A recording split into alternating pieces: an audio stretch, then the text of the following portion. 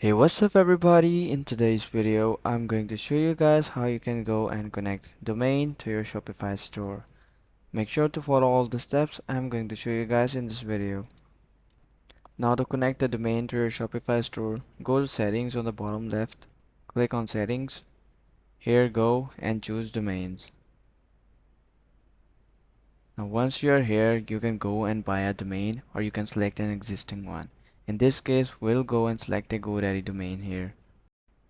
Actually, if you go and buy a domain from Shopify, it's quite more expensive than other resources on web.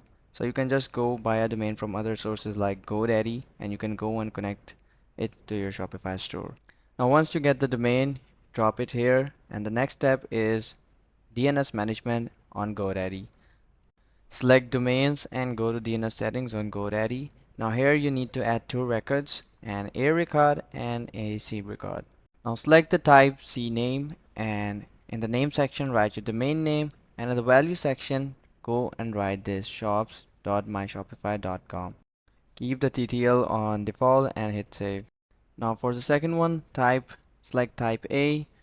In the value you will write this code. You can note it down from here and go and hit save. After that, just go back to your Shopify store and verify.